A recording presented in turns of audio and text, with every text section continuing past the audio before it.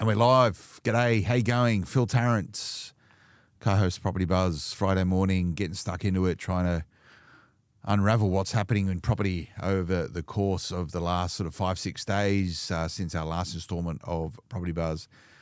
Lots happening down in Canberra as they're trying to push through this legislation in a race to legislate prior to the winter break. Lots of other commentary coming downstream in relation to property prices, softening markets, and everything in between. Joining me, Liam Garman. He's the managing editor, the bloke who actually knows what's going on in real estate in Australia across all the Momentum Media's property-related platforms. Liam, good to see you, buddy. That's a bit worrying if I know about property. Well, gosh, mate, you've learned quickly. I have learned quickly, and I don't know if people can see. Can people see at home? I've got my laptop. I've got all these devices. You've got things. Here. I've got things which allow me to get data up very quickly when we're talking. Well, I actually want more interactivity on your machine down there. So you're going to have to work out how you can be a bit more responsive. Yeah, I've got to teach myself. It's actually not that easy to use. I think it's like technology from the 2010s that the guys have got in here. But you got a little stylus. What's your little box thing there, dude? Well, the box thing, I mean, I can give a quick preview. Yeah, go on. I can give a quick preview because what we do on Property Buzz is we do a reaction video, and I'll quickly show that. Oh, that's our reaction video. Fancy. That's our reaction video. Wow, look at that. And I can now pre-programmed. It's pre-programmed. Wow. Yeah. Who would have thought? But people, if you want to watch that reaction video, the farewell Dashdot Openlander and some commentary on it, you have to wait a few minutes. Yeah, we should do. So should we wait till our Dashdot commentary until we get there? Yes, yeah. We'll hold because we've got opinions. We've got opinions. We've got opinions. Well, yeah, not really yet. There's still quite a lot happening in that regards, and there's a process in place. But let's have a chat about the market at the moment, and not to bang on around the budget. I think everyone's fatigued and malaise is already setting in. But this is sort of connected with my beef of the week, and this is where I typically have a conversation. And what it is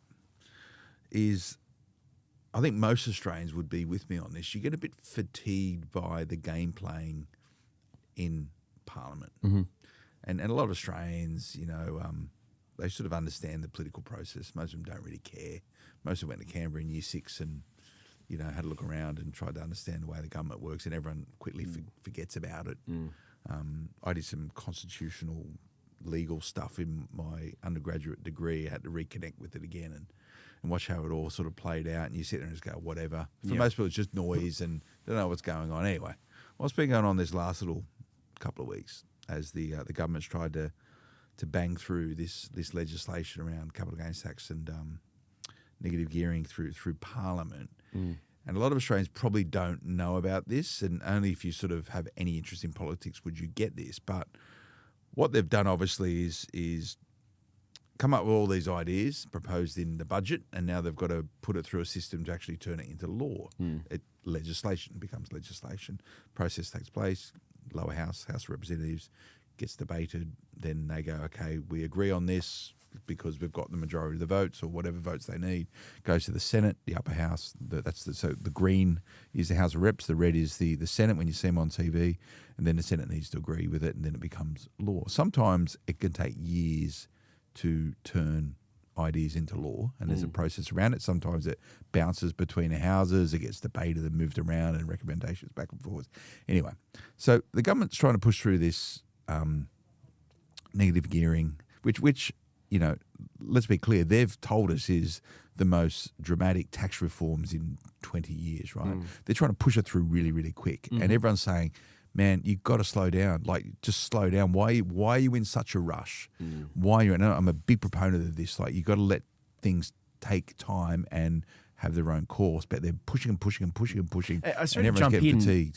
Sorry to jump in, but you raised a really good point a few episodes ago, which was it and you raised this, it was like the 1999 reforms, they were game planning and researching for like a year or something? Yeah, it was 18 months, I think, by memory. I might get that wrong, but so they're just trying to bang this through, right? So there wasn't a lot of consultation, and if you listen to the Treasurer on the night where he handed down their budget report, he was on the ABC after it, and he got pinned down on when they actually made this change. And it just sounded like it was weeks beforehand, right? Like, they're probably working on it over the summer, and then all this stuff happened. And it sounded like a pretty immediate sort of, let's get it in place. So they're rushing this through the process, and everyone's going, if it's that significant, these tax reforms, you've got to slow down. It's got to be like true consultation and thought through the third, fourth, fifth, sixth order impacts of this.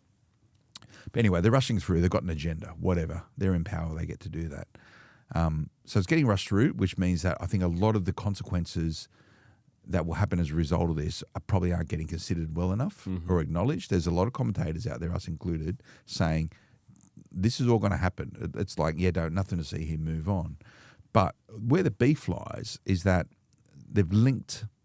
So it's all these things come up in budget. They're going to try and push through. It may take 2 years to push some of this stuff through. Who knows? But capital gains tax and negative gearing changes. They've linked it to this $250 tax break for people, and this $1,000